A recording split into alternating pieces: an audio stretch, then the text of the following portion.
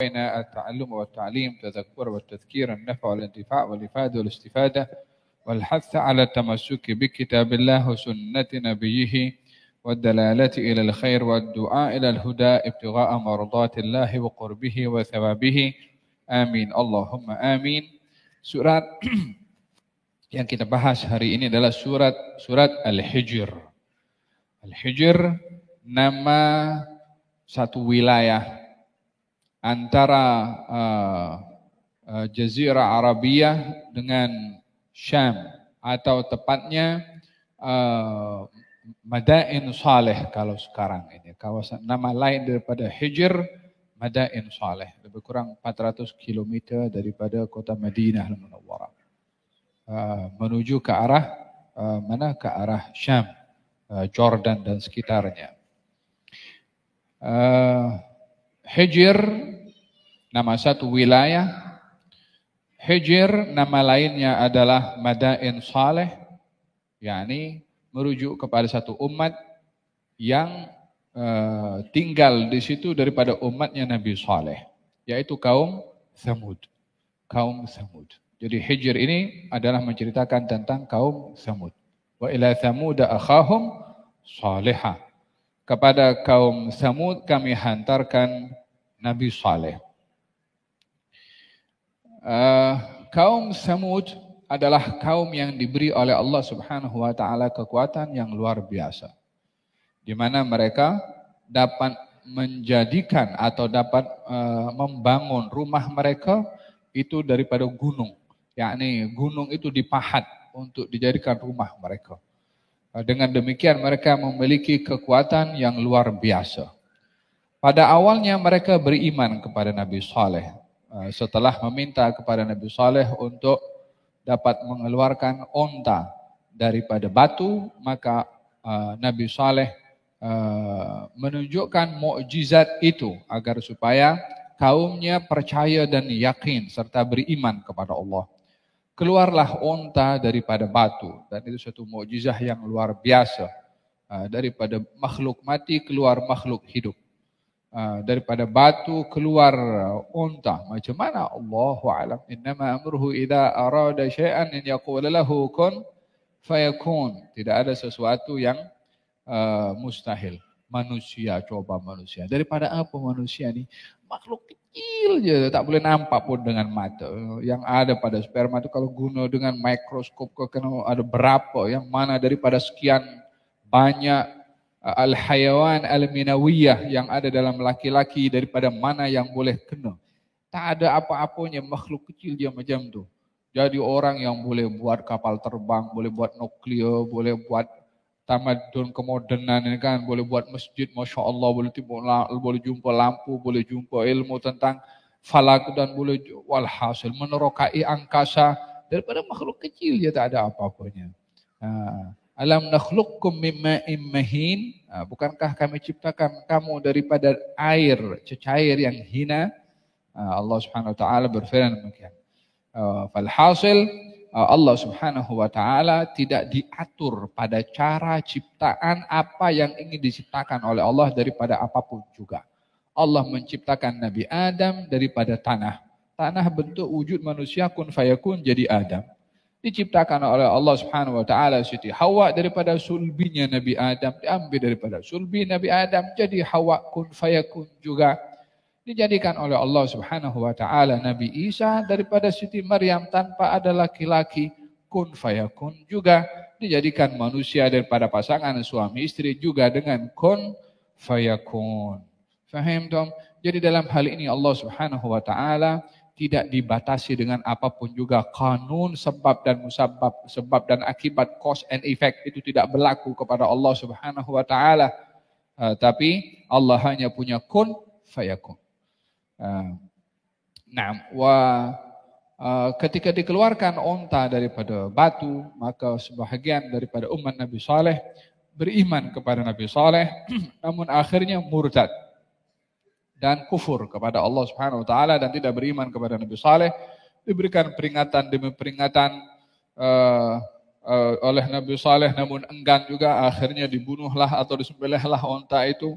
maka dihantarkan oleh Allah Subhanahu wa taala Jibril dengan suara yang begitu dahsyat sehingga memecahkan kepada gendang telinga mereka sehingga mereka dimanapun mereka berada termasuk yang ada di rumah masing-masing mati dengan adab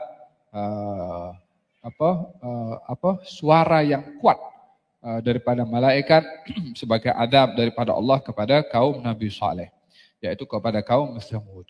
Walihada dalam hadis Nabi Muhammad sallallahu alaihi wasallam beliau pernah berjalan. Sayyidina Abdullah bin Umar mengatakan, "Lamma nazala Rasulullah sallallahu alaihi wasallam bin nas ala Tabuk."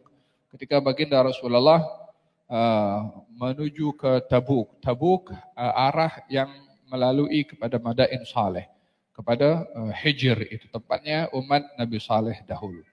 Nazala bihim al-Hijr 'inda buyuti Tsamud. Sebahagian kaum muslimin ketika singgah di kawasan tersebut di Hijr, tempat umat Nabi Saleh itu kaum Tsamud, dan sebagian daripada mereka mengambil air daripada satu perigi untuk memasak masakan untuk mereka. Maka ketika itu Nabi SAW mendapat tahu kalau perigi yang diambil air untuk masak masakan itu adalah perigi daripada umatnya Nabi Saleh. Umat yang kufur kepada Nabi Saleh. Maka baginda Rasulullah sallallahu alaihi wasallam memerintahkan untuk membuang makanan itu dan diberikan kepada binatang-binatang, tidak dimakan oleh kaum muslimin. Apa sebabnya? Kata baginda Rasulullah sallallahu alaihi wasallam, beliau mengatakan, "Inni akhsha an yusibakum mithla ma asabahum fala tadkhulu alaihim." Saya khawatir akan menimpa kepada kamu apa yang menimpa kepada umatnya Nabi Saleh daripada azabnya Allah Subhanahu wa taala. Berapa jarak antara Nabi Saleh dengan Rasulullah? 1000 tahun. Nabi Saleh itu jaraknya begitu jauh sebelum Nabi Musa, sebelum Nabi Hud. Faham dong? Akan tetapi kekhawatiran baginda Rasulullah SAW pada sifat orang-orang yang kufur itu, yang minum daripada air tersebut, namun kufur, khawatir hal itu juga akan terkena tempias kepada mereka yang hatta yang hidup di zaman Rasulullah SAW. Maka kata baginda Rasulullah SAW mengatakan kepada mereka, pergi, pindah ke tempat yang lain, sehingga lalu di perigi, di mana pada perigi itu ontanya Nabi Saleh minum di perigi tersebut. Maka kata baginda Rasulullah, di sini kamu mengambil air. So perintahkan mengambil air daripada perigi yang diminum oleh onta Nabi Saleh untuk terlepas daripada terkena tempias daripada azab yang Allah berikan kepada umat Nabi Saleh yang minum daripada perigi yang satu lagi. Ya subhanallah. Coba kita tengok daripada hadis ini. Kita disuruh, sahabat waktu itu diajak untuk minum di satu perigi yang bekas diminum onta. Yang satu lagi perigi diminum manusia, tapi disuruh minum perigi bekasnya onta. Bukan perigi bekasnya manusia. Faham dong? Yang dilihat bukan makhluknya, tapi sikapnya. Ini manusia tapi kufur. Ini onta tapi dia mukjizah. Tanda kebesarannya Allah Subhanahu wa taala. Faham toh? Kalau yang perigi itu perigi yang buat orang-orang soleh, yang menggali orang-orang soleh, orang-orang yang dekat dengan Allah. Ini perigi diminum onta saja disuruh kita ambil oleh Rasulullah sallallahu alaihi wasallam. Apalagi kalau perigi itu yang buat para aulia, para salihin. Ini juga bahagian daripada mengambil berkat. Habib kata ambil berkat daripada onta pula. Faham? Realitanya begitu. Nabi yang suruh ambil daripada perigi bekasnya onta Nabi Saleh, walaupun ontanya sudah tiada ribuan tahun. Tapi di sini bukan masalah onta atau masalah orang, tapi sifat, perangai, sikap orang-orang yang kufur kepada Allah Subhanahu wa taala dan tanda mukjizah yang Allah Subhanahu wa taala tunjukkan kepada Nabi Saleh, dan itu adalah mukjizah kepada kita juga karena ceritanya diceritakan oleh Allah di dalam Al-Qur'anul Karim. Wa dalam riwayat yang lain baginda Rasulullah sallallahu alaihi wasallam bersabda, katanya, la tadkhulu ala haula'il mu'adzabin illa an takunu bakin. Fa in lam takunu bakin fala tadkhulu alaihim an yusibakum mithla ma asabahum. Kalau kamu lalu di satu kawasan, satu wilayah yang di situ pernah berlaku diazab satu kaum oleh Allah, kalau kamu terpaksa lalu di situ, lalulah kamu dalam keadaan kamu menangis, yakni dalam keadaan kamu takut, runsik, risau. Kalau kamu tidak menangis, tidak punya rasa takut, lalu situ, jangan lalu di situ. Khawatir ketika lalu di tempat tersebut tak ada rasa takut, khawatir akan terkena kepada kamu tempias adab yang Allah berikan kepada orang-orang sebelum kamu. Yakni kalaupun mesti lalu di kawasan-kawasan yang pernah berlaku turunnya bala dari Allah Subhanahu wa taala kepada golongan orang yang dimurka, kita diperintahkan untuk bertafakkur mengenai bala yang menimpa kepada mereka karena kufur, degil, inat, enggannya untuk beriman. Maka kita lalu pun dalam keadaan risau, takut. Ya Allah, jangan jadikan aku orang yang degil. Jangan jadikan aku orang yang melanggar kepada perintahmu. Jangan jadikan aku orang yang ingkar kepada beriman kepadamu. Itu iktibar yang perlu kita ambil ketika lalu di kawasan-kawasan tersebut. Kalau kita lalu di kawasan-kawasan itu, kita diperintahkan untuk takut. Kita pun juga kalau lalu di kawasan-kawasan, di situ tempat turunnya rahmat, tempat turunnya barakah, tempat para aulia, para solehin, para anbiya, kita pun juga mengharapkan keberkatan juga dari Allah Subhanahu wa taala. Kalau kita diperintahkan ketika lalu di tempat turunnya azab, kita pun dalam keadaan risau dan takut. Kalau kita lalu di kawasan-kawasan turunnya rahmat, maka kita pun juga mengharapkan mendapatkan rahmat juga. Mana kalau kita pergi ke Gua Hira? Ya kan? Gua Hira, apa berlaku di Gua Hira? Di situ Nabi menerima wahyu yang pertama. Itu kan jadi saksi. Itu kan jadi bukti. Seperti mana batu yang ada di tempatnya kaum Tsamud Hijr sekarang. Menjadi saksi kalau lalu kita diperintahkan untuk takut. Karena khawatir terkena terempias. Kalau kita lalu di tempat-tempat yang ada kesan sejarah orang-orang yang baik. Kan kita perlu mengharapkan rahmat juga dari Allah Subhanahu wa taala. Ini karena kias. Dikiaskan. Kalau kita lalu pergi ke mana? Pergi ke Gua Thaur, Gunung Thaur, atau gua di mana baginda bersembunyi ketika berhijrah. Bayangan kita tentang ini perjalanan Rasulullah SAW. Jadi permasalahannya pergi ke Gua Hira atau pergi Gua Thaur itu bukan itu bahagian daripada umrah atau tidak, haji atau tidak.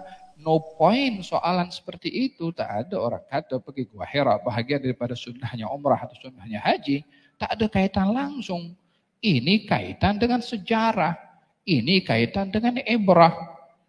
Ya kan? Jadi mendatangi tempat-tempat yang ada kesan sejarah orang-orang yang baik, kita mengharapkan kebaikan. Ketika lalu di tempat-tempat di mana di situ turun murkanya Allah, kita mengambil ibrah untuk tidak terkena tempias daripada murkanya Allah Subhanahu wa taala. Faham?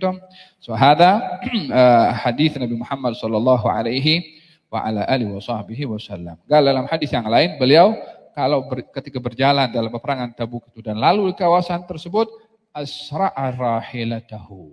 Dia mempercepat langkah kaki onta yang ditunggangi oleh Nabi. Yakni laju situ, tak mau lambat. Di mana di kawasan tersebut disebabkan khawatir terkena tempias daripada bala. Sama juga ketika baginda pergi haji, perjalanan daripada Arafah, ketika lalu kepada wadi namanya Lembah Muhassir. Lembah Muhassir ini adalah satu lembah di mana Allah turunkan bala kepada Abraha dengan dihantarkan burung ababil. Adakah satu kawasan namanya Lembah Muhassir. Nah, ketika lalu di situ dipercepat oleh Nabi SAW sebab tempat itu menjadi saksi turunnya bala dari Allah Subhanahu wa taala. Nah, hada berkenaan dengan nama surat, namanya surat Al-Hijr. Namanya surat Al-Hijr merujuk kepada kaum Tsamud, kaumnya Nabi Saleh. Nah, Alif Lam, Bismillahirrahmanirrahim. Alif Lam Ra. seperti dalam ayat-ayat sebelumnya alif lam mim, kemudian alif lam mim sad adalah merujuk kepada makna yang hanya diketahui oleh Allah Subhanahu wa taala. Dan ianya adalah menjadi satu tarikan daripada kebiasaan orang Arab. Ini Quran kan turun kepada orang Arab. Sementara Allah menurunkan Al-Quran dengan cara yang tidak terbiasa orang Arab itu menggunakannya. Kalau alif huruf, lam huruf, mim huruf, sad huruf. Dalam hal ini alif huruf, lam huruf, ra huruf. Pada satu huruf itu tak ada artinya kalau dengan sendirinya. Dia akan punya arti bila dengan huruf-huruf yang lainnya. Bagaimana Allah berfirman dengan satu cara yang tidak common dipakai oleh masyarakat Arab pada ketika itu. Ia adalah mencabar tentang bagaimana Al-Quran Al-Karim yang diturunkan oleh Allah dengan bahasa Arab mencabar orang-orang Arab juga dengan ayat-ayat pembuka dengan huruf-huruf seperti itu untuk menarik perhatian orang Arab mendengarkan apa yang akan difirmankan oleh Allah Subhanahu wa taala. Tilka ayatul kitabi wa Qur'anin mubin. Itulah ayat-ayat Al-Qur'an. Kan itulah kenapa tidak dikatakan ini? Kan ini ayat. Kalau itu kan menunjukkan jauh. Dalam Al-Qur'an bila digunakan isyarah untuk jauh, tilka atau zalika, ada kalanya diartikan dengan makna bahasa isyarat itu. Kalau saya katakan ini berarti dekat. Kalau saya katakan itu kamera, jauh daripada tempat saya. Kalau saya katakan ini kitab, maknanya dekat dengan saya. Jadi kalimat ini dan itu kebiasaannya digunakan untuk menunjukkan dekat dan juga jauh.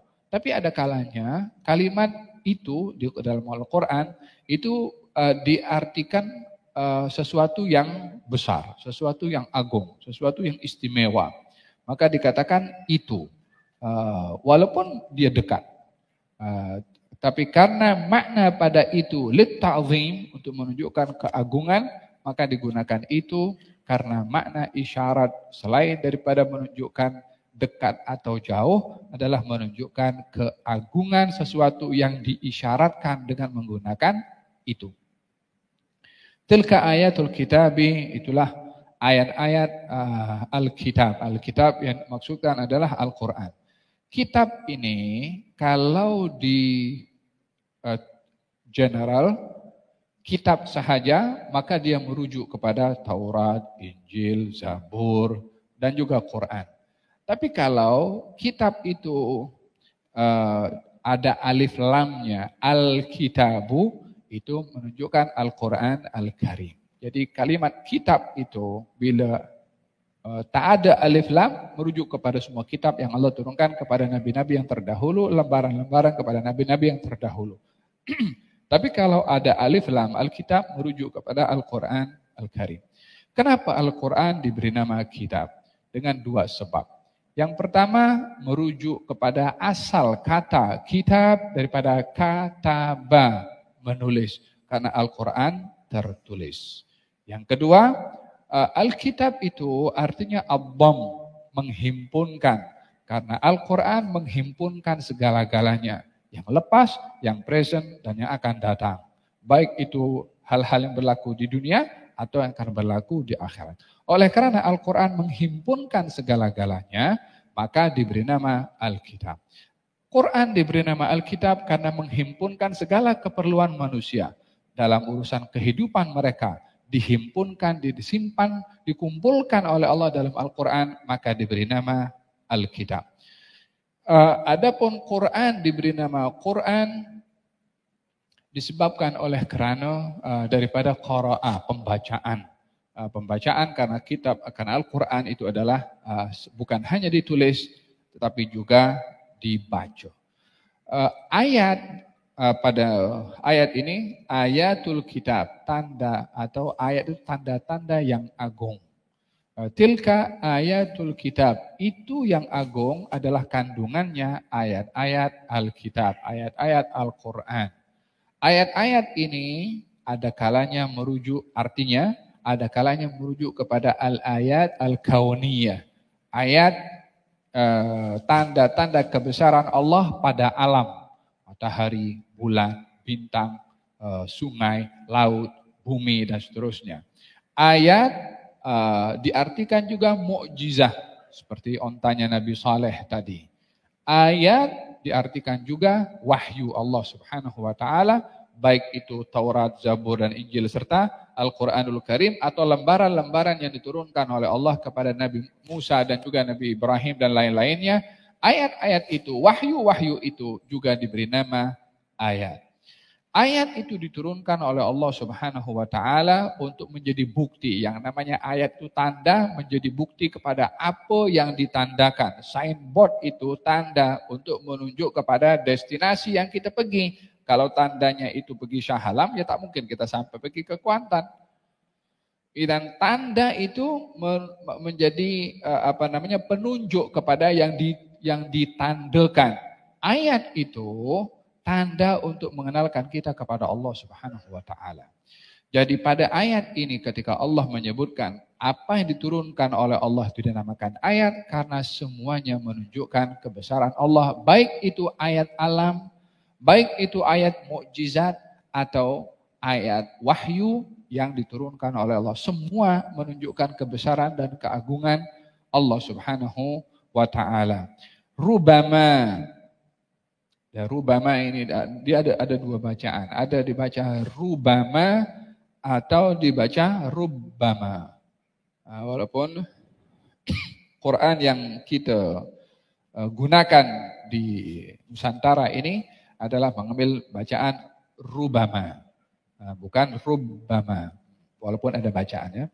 Yawaddul ladzina kafaru law kanu muslimin. Orang-orang kafir menginginkan untuk menjadi orang Islam.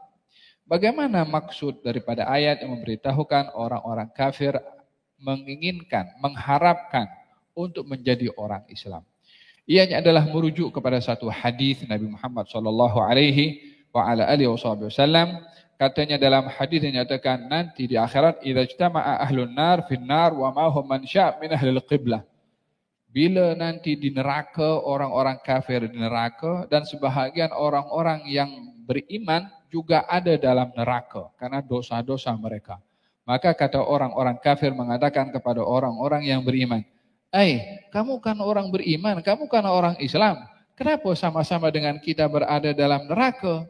Kata orang kafir, kata orang beriman, ya kami dahulu banyak melakukan dosa, maka dosa kamilah yang menyebabkan kami masuk ke dalam neraka. Tetapi kami akan diampunkan oleh Allah setelah diadab dan kami akan masuk ke dalam surga. Dan bila tiba waktu itu di mana kaum muslimin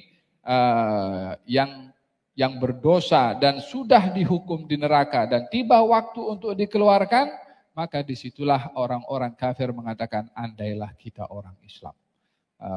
Karena melihat orang-orang yang beriman, orang-orang muslim yang walaupun diadab di neraka karena tidak akan dikekalkan di dalam neraka, setiap orang yang mengucap dalam hidupnya la ilaha illallah Muhammadur Rasulullah walaupun hanya sekali.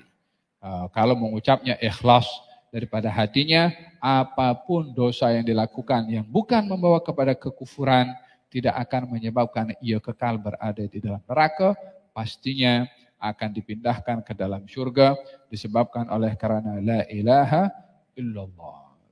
Dalam hadis Nabi bersabda sallallahu alaihi wasallam tidak akan orang yang mengucap la ilaha illallah Muhammadur Rasulullah akan kekal di dalam neraka. Nah, wahada hebatnya kalimat la ilaha illallah. Nah, rubama yawaddul ladzina kafaru law kanu muslimin darhum ya'kulu, ini yang akan berlaku nanti di akhirat. Tapi di dunia Allah berfirman darhum ya'kulu wa yatamatta'u wa yulhihimul amalu. Fasawfa ya'lamun, di dunia biarkan mereka mau melakukan mereka hanya untuk makan dan minum sahaja. Mereka ingin menikmati, memenuhi syahwat mereka. Mereka termakan dengan sifat rakus akan cita-cita dan impian mereka. Biarkan mereka melakukan semuanya. 3 hal disebutkan oleh Allah tentang orang kafir. Yang pertama tentang makan, Yang kedua tentang syahwat, kenikmatan. Yang ketiga tentang impian dan cita-cita. Dan ini memang yang menjadi realiti kepada mereka makan, syahwat, dan juga impian, ambisi untuk sampai kepada apa yang menjadi impian kepadanya. At-tumuh punya sifat la yaghurrannaka taqallubul ladzina kafaru fil bilad mata'un qalil. Hai Rasulullah Muhammad, hai kaum muslimin, kamu jangan terpedaya dengan orang-orang kafir yang maju, yang memiliki berbagai macam kemahiran, skill, teknologi, apa saja yang mereka capai. Ada satu penyakit yang namanya kepada kaum muslimin namanya al-imbihar. Al-imbihar itu merasa gah dengan kemajuan yang ada pada orang-orang kafir. Beza orang itu memanfaatkan khibrah, kemajuan yang ada pada orang bukan Islam. Kita tidak ada keraguan-raguan sama sekali bolehnya orang mengambil manfaat daripada kemajuan orang lain. Orang Islam atau orang bukan Islam. Kalau kita melihat di dalam sejarah, Nabi itu ketika berperang peperangan Khandak, strategi yang dipakai oleh Nabi strateginya orang bukan Islam. Strateginya orang Persia. Idea itu ketika disampaikan oleh Salman kepada baginda Rasulullah, ya Rasulullah, kami dahulu di Persia, kalau dikepung maka kami gali parit besar supaya mereka tak boleh masuk. Maka Nabi ikut idenya Salman. Salman bawa idea daripada mana? Daripada Persia. Persia waktu itu sembah apa? Sembah api, bukan belum lagi beriman kepada baginda Rasulullah SAW.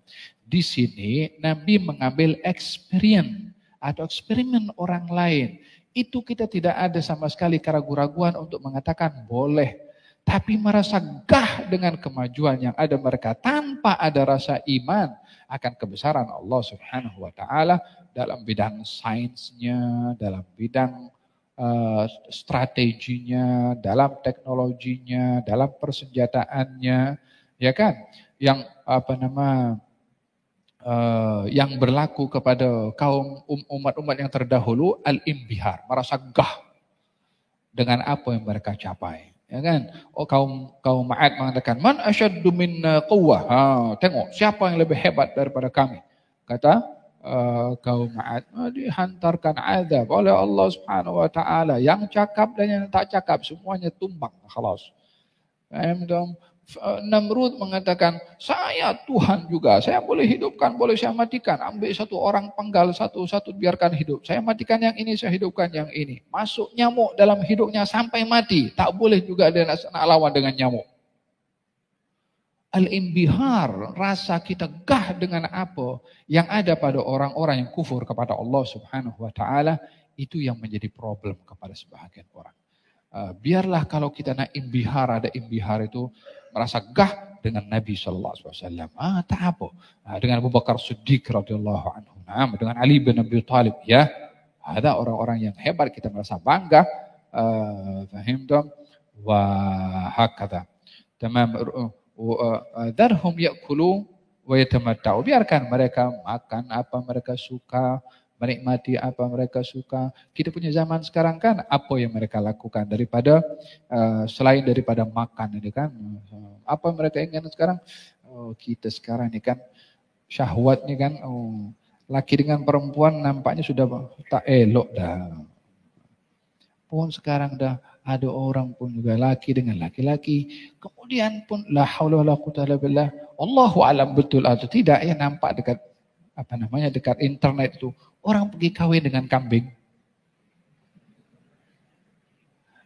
Dipakaikan kambing itu dengan pakaian pengantin. Allahu a'lam akadnya macam mana kambing itu akan cakap. Kita tidak berbicara tentang hal ini, hal yang mentertawakan atau tidak. Tapi yang membawa orang itu sampai kepada peringkat nak kawin dengan kambing itu, ideologi pemikiran mereka itu macam mana boleh sampai ke situ. Ini berbicara tentang pemikiran, tentang ideologi, tentang cara orang itu mempunyai satu keyakinan dalam hati sampai peringkat serendah sehina apa yang mereka lakukan. Dan dalam hal ini orang pun hadir juga, dibawa pergi tempat ibadah mereka untuk pelaksanaan perkawinan dengan kambing. Ya Allah, punya akal ke? Tak punya akal. Neraja akal sehat dan akal waras itu apa sebetulnya pada mereka ini yang berbuat sampai ke seperti itu. Faham dong? Kan laki-laki dengan laki-laki pun juga yang diperjuangkan sekarang untuk supaya ada namanya dengan slogan kebebasan dengan slogan ini adalah hak pribadi, macam-macam slogan. Faham dong? Bukan hanya bertentangan dengan agama, tapi bertentangan dengan fitrah, bertentangan dengan akal, pikiran waras, tetapi tetap diperjuangkan. Faham dong? Yang memperjuangkan ya mereka-mereka ini. Galdarhum, biarkan. Ya'kulu wa yatamatta'u. Mereka makan dan menikmati apa? Mereka syahwat mereka wa yulhihimul amalu, dan mereka dilalaikan dengan apa? Dengan mereka punya impian dan ambisi serta cita-cita. Kami polis dunia, kita kena kontrol dunia. Satu pula mengatakan kami ini sya'bullahil mukhtar, kami ini makhluk pilihan Tuhan. Yang lain kena serve kami. Kan mentaliti seperti ini kan ada di zaman kita sekarang. Yang satu mendakwa sebagai polis dunia, emang dia punya dunia itu. Dia yang cipta, dia yang kontrol. Tapi itu ambisi, dan mereka mendakwa berjaya. Karena negara-negara lain ikut mereka punya telunjuk. Jangan macam-macam. Kamu bikin hal dengan aku usik sikit ekonomi, aku lep kamu. Kata Syekh Sya'rawi mengatakan, man lam yaghris min fa'suh, lam yaqul min ra'suh. Orang ini merujuk kepada independen. Baik pada siapapun juga, mau secara individu, keluarga atau negara. Orang yang tak makan daripada hasil cangkulnya sendiri, dia tak boleh bercakap daripada apa yang di kepalanya sendiri. Selagi masih dipunya prinsip itu dipegang oleh orang lain, dia akan ikut telunjuk orang lain. Mau negara, mau negeri, mau apa, semua tengok siapa yang kontrol. Kekuatan yang ada pada tempat tersebut, dia yang bercakap. Walaupun mengikut mulut orang lain. Macam yang kita berlaku sekarang ini kan. Yang panjang-panjang sudah jadi. Nah. Wa yulhihimul amalu fasawfa ya'lamun. Satu hari mereka akan mengetahui. Wa ma ahlakna min qaryatin illa walaha kitabun ma'lum. Tidak ada pada negeri yang kami binasakan melainkan sudah dicatat bila nak berlaku. Wa ma tasbiqu min ummatin ajalaha. Setiap umat tak ada yang mendahului waktu yang sudah ditentukan. La diawalkan wala diakhirkan. Untuk diturunkan azab, apapun yang mereka lakukan daripada kezaliman, daripada maksiat, daripada apapun juga. Selagi belum tiba waktu untuk dibinasakan oleh Allah, maka belum binasa juga. Dan dibiarkan untuk melakukan kezaliman dan juga kesesatan yang ingin mereka lakukan. Kita kalau tengok dalam sejarah, itu siapa namanya? La ilaha illallah Muhammadur Rasulullah.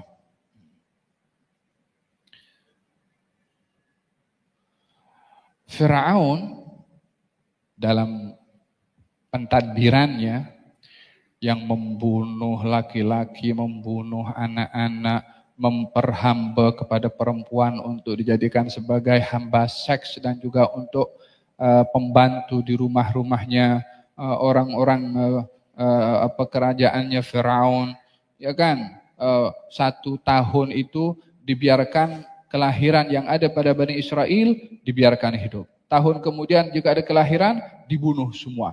Tahun berikutnya dibiarkan. Tujuannya kalau semua dibunuh, siapa yang nak kerja di istananya Firaun dan juga konco-konconya, maka generasi yang lahir pun sudah dipersiapkan untuk menjadi hamba kepada Firaun. 90 tahun Firaun berkuasa dengan cara kezaliman seperti itu. Apa kurang kejamnya Firaun daripada hal kemanusiaan? Tapi dibiarkan 90 tahun oleh Allah Subhanahu wa taala untuk dibinasakan oleh Allah Subhanahu wa taala.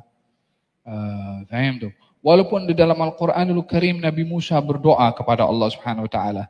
Katanya Nabi Musa berdoa, wa qala Musa, "Rabbana innaka ataita fir'auna wa mala'ahu zinatan wa amwalan fil hayatid dunya. Rabbana liyudillu an sabilik.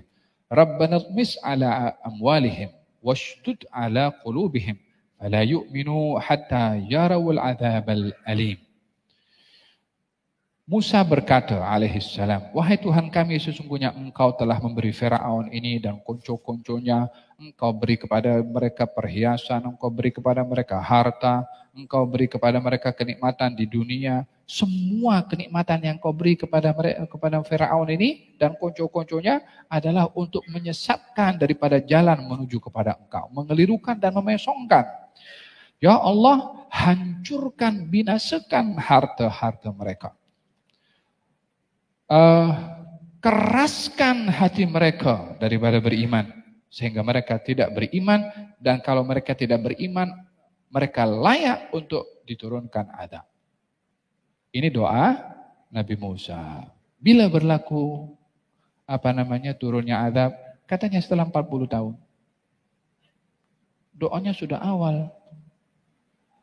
Kita kunut nazilah sudah, ya kan. Doa sholat hajat pun sudah, ya kan. Jangan terburu-buru. Allah itu ada sistemnya. Kuasa Tuhan itu bukan diukur dengan keinginan kita. Kita ini hamba makhluk, bukan mengatur Tuhan. Dia ada sistem, dia ada cara. Dah ditunjuk kepada kita umat-umat yang terdahulu caranya bagaimana. Yang berkuasa lebih daripada Firaun pun juga. Siapa itu? Siapa namanya? Bukhtanasar. Tahu Bukhtanasar? Bukhtanasar ini satu raja yang kejam kepada Bani Israel dulu. 700 tahun dia berkuasa. 400 tahun. 400 tahun berkuasa. Zalim. Tidak dibinasakan 400 tahun oleh Allah Subhanahu wa taala. Apa sebabnya? Allah tidak ada sistem. Bila tiba waktunya akan hancur. Jadi kita ini makhluk lebih menyikapi kepada Allah dengan keimanan bahwa Allah punya cara untuk menghukum hambanya. Tapi bukan Allah mengikuti kehendak kita untuk kita mahu menghukum siapa yang kita mahu. Hari ini kita nak hukum Zionis, esok kita nak hukum entah siapa. Romawi itu berkuasa berapa lama? Empire Rome yang berkuasa, yang menindas, yang membunuh. Ya kan? Pastinya lebih daripada yang baru lahir negaranya itu 1948 belum sampai 100 tahun pun. Ada sistem, ada cara Allah Subhanahu wa taala untuk menghukum. Nah, hada berkenaan dengan kekejaman pemerintahan yang terdahulu, akhirnya dihancurkan juga bila tiba waktunya. Di dalam athar dinyatakan begini, sesungguhnya Bani Israel ini dahulunya dia melampau batas, membunuh para nabi. Ketika mereka melakukan demikian, dihantarkan raja namanya Bukhtanasar untuk menghukum mereka. Jadi orang zalim, Allah hukum dengan dihantarkan orang yang lebih zalim. Ada kalanya orang zalim itu dihantar menjadi orang zalim untuk menghukum orang zalim. Supaya orang itu tidak hanya melihat ini penguasa yang zalim. Mungkin sebab awak zalim. Jangan hanya melempar kezaliman kepada orang lain. Mungkin sebab awak zalim dihantarkan orang zalim juga untuk menghukum kepada enta. Ya kan? Itu kan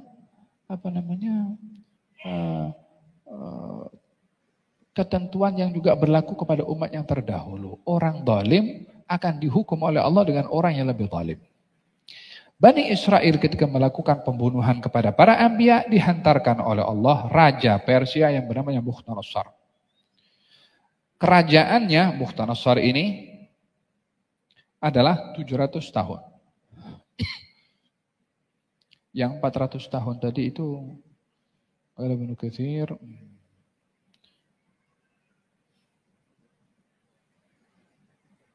istamarra tajabbara wa ta'ar rububiyah. Namrud itu 400 tahun berkuasa.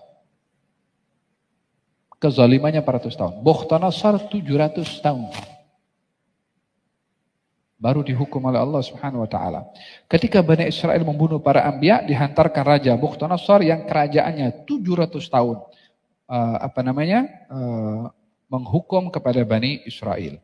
Dakhal Baitul Maqdis. Baitul Maqdis dikuasai oleh Bukhtanasar. Hasaraha, dikepung, dikawal, dikontrol. Sehingga menjadi korban pada ketika itu 70.000. Dan dicabut, dirampas perhiasan-perhiasan Baitul Maqdis. Untuk dibawa perhiasan-perhiasan Baitul Maqdis ini dibawa dengan kendaraan beroda yang ada rodanya. Kendaraannya saja ada berapa ini? Sampai walhasil. Jumlahnya cukup banyak. Qultu, seorang bertanya kepada Rasulullah, "Ya Rasulullah, kan Baitul Maqdis aziman?" Adakah Baitul Maqdis waktu itu adalah satu negeri yang agung? Ajal, ya. Yang membangun adalah Nabi Sulaiman bin Daud. Dibangun Baitul Maqdis daripada perak, intan permata, daripada yakut, dan tiangnya itu daripada emas.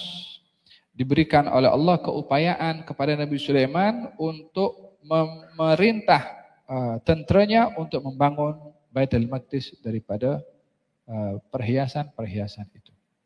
Itu yang dikatakan Solomon Temple. Dicari. Ya, dulu pernah wujud. Itu dalam Quran kan diceritakan masa Ratu Balqis masuk ke istananya Nabi Sulaiman. Sampai diangkat dia punya kain. Luar biasa. Luar biasa. Itu yang sedang dicari sekarang sebagai Solomon Temple. Walaupun sebagian orang mengatakan sudah tidak ada wujud lagi karena dimakan oleh masa. Kemudian katanya Allahumma shalli ala sayyidina Muhammad fasara biha Bukhtanasar hatta nazala bi Babil. Dikuasai oleh Bukhtanasar sampai ke kawasan Babylon. Fa aqama Bani Israil fi yadihi. Banu Israel berada di bawah kekuasaan Bukhtanasar selama 100 tahun. Yasta'biduhum, diperhamba, diperbudak, diseksa, ditekan oleh orang-orang Majusi yang dipimpin oleh Bukhtanasar. Apa sebabnya? Sebab mereka pembunuh kepada para nabi. Bani Israel itu sendiri. Kemudian setelah 100 tahun ini Allah Subhanahu wa taala kasihan kepada mereka, dihantarkan oleh Allah Subhanahu wa taala salah seorang daripada keturunan raja Persia bernama Quraisy. Wa kana mu'minan. Raja ini yang beriman. Walaupun dia dari Persia, daripada bangsanya Bukhtanasar sendiri. Dia yang menjadi penyebab keselamatan Bani Israel yang diseksa selama 100 tahun. Siapa yang hantar dia nih? Allah Subhanahu wa taala. Dihantarkan daripada orang dalam. Itu raja Persia yang bernama siapa itu? Allahumma shalli ala Muhammad. Yang dihantarkan surat oleh Nabi sallallahu alaihi wasallam, Kisra. Ketika dapat surat Nabi, dikoyak surat Nabi. Maka kata Nabi, mazzaqallahu mulkah. Semoga Allah juga mengoyak kerajaannya. Masa Nabi berkata demikian, Allah Subhanahu wa taala hantarkan anaknya raja Persia membunuh kepada bapaknya. Sehingga bertukar kerajaan. Dengan disebabkan itu berlaku salah seorang raja Persia yang menguasai Yaman masuk Islam. Disebabkan Nabi bagi tahu Aku punya Tuhan, bagi tahu kepada aku, kalau Tuhan aku sudah bunuh Tuhan kamu. Tuhan aku sudah bunuh Tuhan kamu. Yani maksudnya berlakunya pembunuhan kepada Raja Persia. Di mana Nabi bercakap waktu itu? Nabi bercakap di Madinah. Persia di mana? Berapa kilometer jarak antara Madinah dengan Persia waktu? Belum ada internet, belum ada WhatsApp, belum ada live streaming, belum ada apa-apa masa itu. Daripada mana Nabi boleh tahu perbuatan yang berlaku di Persia pada saat itu berlaku, pada saat itu juga Nabi beritahu. Ketika dicek oleh badan Raja Persia yang berada di Yaman, dicek bila Nabi cakap dan bila berlakunya pembunuhan, sama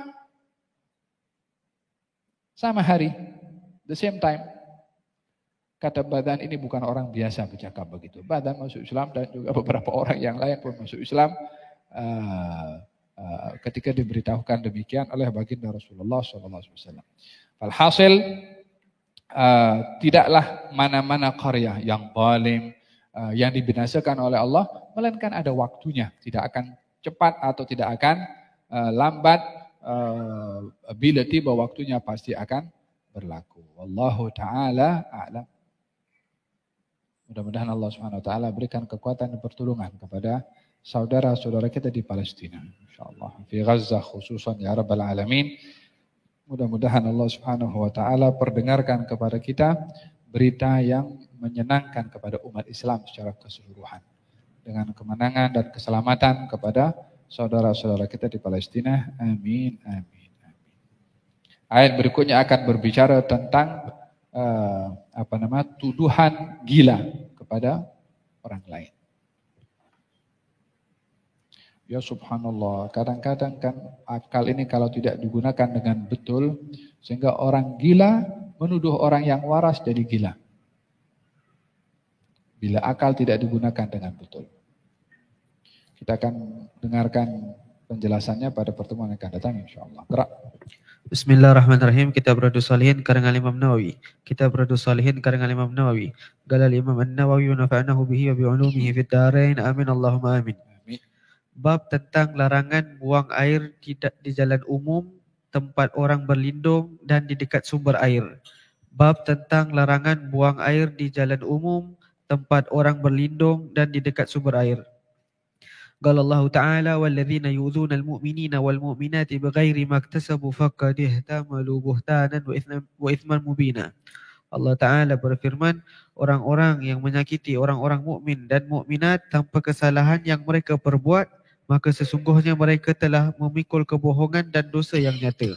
Surah Al-Ahzab ayat 58.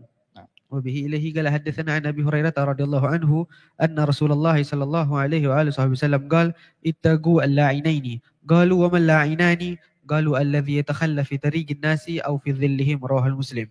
Dari Abu Hurairah radhiyallahu anhu bahwasanya Rasulullah sallallahu alaihi wasallam bersabda, takutlah kamu sekalian terhadap dua hal yang dikutuk. Para sahabat bertanya, apakah dua hal yang dikutuk itu? Beliau menjawab, orang yang buang air di jalan umum atau orang yang buang air di tempat orang berlindung, riwayat Muslim. Nah, hadis membicarakan tentang mengganggu tempat-tempat awam.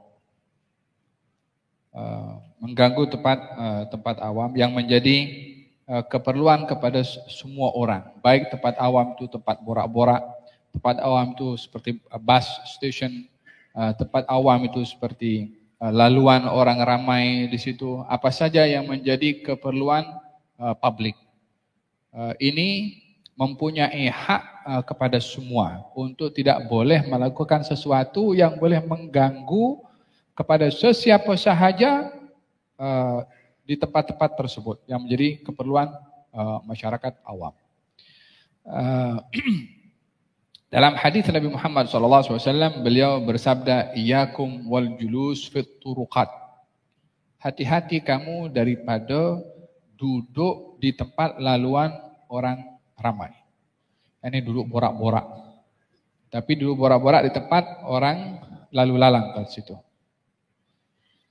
Kata sahabat mengatakan, Ya Rasulullah, Itu satu-satunya tempat untuk kita nak berjumpa. Bukan kita boleh senang berjumpa macam ada dewan ke, atau tempat tertutup ke.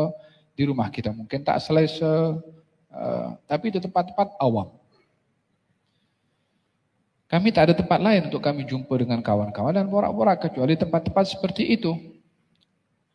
Kata baginda Rasulullah, "In kan wala bud fa'addu tariqa haqqahu." Kalaupun kamu mesti duduk di tempat orang-orang awam, publik, maka tunaikanlah hak laluan orang awam itu. Kalau ma haqqut tariqa Rasulullah, apakah haknya haknya laluan yang menjadi laluan orang-orang awam? Katanya raddut tahiyah. Menjawab salam. Kita kalau duduk di satu tempat dan tempat itu menjadi laluan orang ramai, pastinya setiap orang lalu akan mengucapkan Assalamualaikum, Assalamualaikum. Kalau 100 orang lalu, ya 100 orang salam, kita kena jawab 100 kali salam. Itu kalau 100. Nah, kalau 1000, kena jawab 1000 kali. Mungkin sebagian orang mengatakan, ya lagi banyak pahala, kita jawab salam. Memang betul.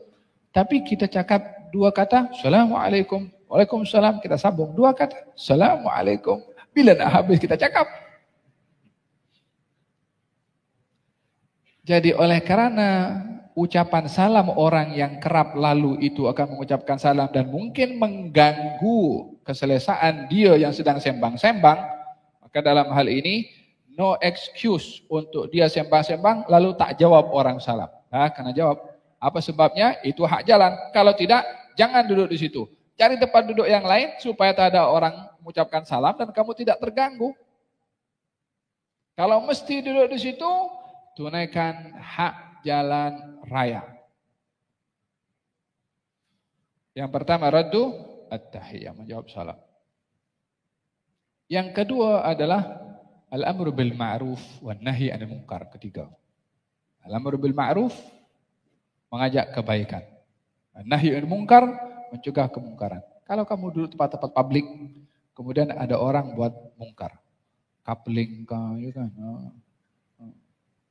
Atau apa sajalah kemungkaran. Kalau kamu nampak, ya kamu cegah kemungkaran. Begitu dengan diberitahu, kamu tak boleh itu jalan berdua kalau bukan muhrim. Kalau tempat zaman sekarang ini kan, macam mana? Mungkar di mana-mana. Jadi kita tak ada tempat untuk nak duduk sembang-sembang kecuali dalam rumah saja. Al-amru bil ma'ruf nahi 'anil munkar. Ada orang tanya, jalan mau ke mana? Al-amru bil ma'ruf. Kalau ada orang bagi tahu saya nak pergi ke pub contohnya, nahyu 'anil munkar. Sunnah duduk di kawasan publik, orang lalu kat situ, tugasnya adalah al-amru bil ma'ruf wan nahi 'anil munkar.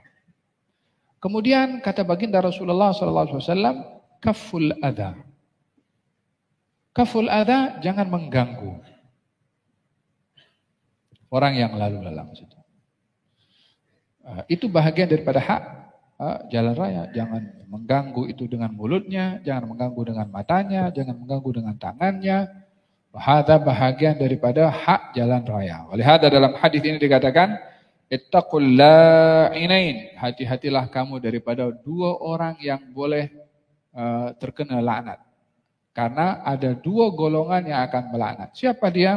Adalah orang yang dia buang najis di satu tempat, laluan orang ramai, atau tempat orang-orang borak-borak. Tempat itu teduh. Sekarang kan macam-macam kan, kalau di kampung mungkin ada tempat yang dibuat daripada, atau apa itu namanya, yang orang untuk malam-malam itu berkeliling, apa namanya? Orang yang kalau pergi, yang jaga malam itu apa namanya itu? Ronda, barakallah fiik. Orang meronda itu kan ada tempat di situ kan, tempat mereka untuk untuk mereka duduk sembang-sembang situ atau markasnya. Itu tempat orang lalu-lalu di situ. Kalau duduk di kawasan situ, ya kena orang lalu, Assalamualaikum, kena jawab itu Waalaikumsalam, sebab itu publik. Bila orang melakukan hal-hal yang tak elok, buang najis di situ, sementara orang duduk di situ, sembang-sembang di situ, terganggu dengan bau najis itu. Sehingga siapa buat ini? Orang ini begini. Ketika dimaki itu, yang buat dia macam terkena laknat daripada orang yang dia memaki kepada dia karena perbuatannya dia terganggu sehingga memaki kepada orang tersebut. Paham toh? Baik itu laluan orang ramai atau tempat borak-boraknya mereka. Gerak. Bab tentang larangan kencing pada air yang tidak mengalir. Bab tentang larangan kencing pada air yang tidak mengalir. Wabihi ilaihi qala hadatsana an Jabir radhiyallahu anhu anna Rasulullah sallallahu alaihi wasallam naha an yubala fi al-ma'i ar-rakidi rawahul Muslim. Dari Jabir radhiyallahu anhu bahwasanya Rasulullah sallallahu alaihi wasallam melarang untuk kencing pada air yang tidak mengalir, riwayat Muslim. Hada merujuk kepada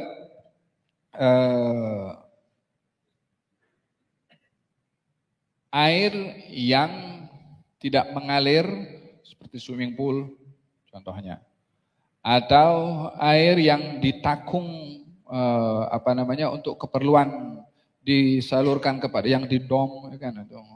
Walaupun banyak air, walaupun lebih daripada 2 qullah. Beza berbicara tentang air najis atau tidak. Itu bergantung. Kalau air swimming pool ya.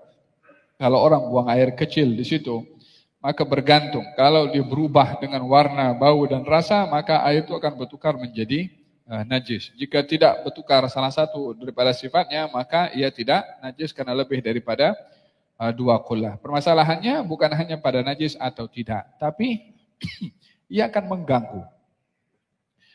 Hal-hal yang sedemikian boleh membawa penyakit. Bila orang itu buang najis di situ atau buang air kecil, atau kalau diminum, yakni tidak memberikan hal-hal yang baik bila melakukan hal yang sedemikian. Maka kata baginda Rasulullah SAW melarang untuk seorang itu buang air kecil, apatah lagi buang air besar di air yang tenang, karena air itu menjadi keperluan orang lain atau binatang pun juga untuk minum, untuk mandi dan kegunaan yang lain, untuk siram pokok contohnya atau cuci pakaian contohnya. Khawatir ada hal-hal yang tidak bersih karena perbuatan orang-orang yang buang air kecil di tempat tersebut. Kalau larangan itu kepada buang air kecil tak boleh, apatah lagi buang air besar. Gerak. Bab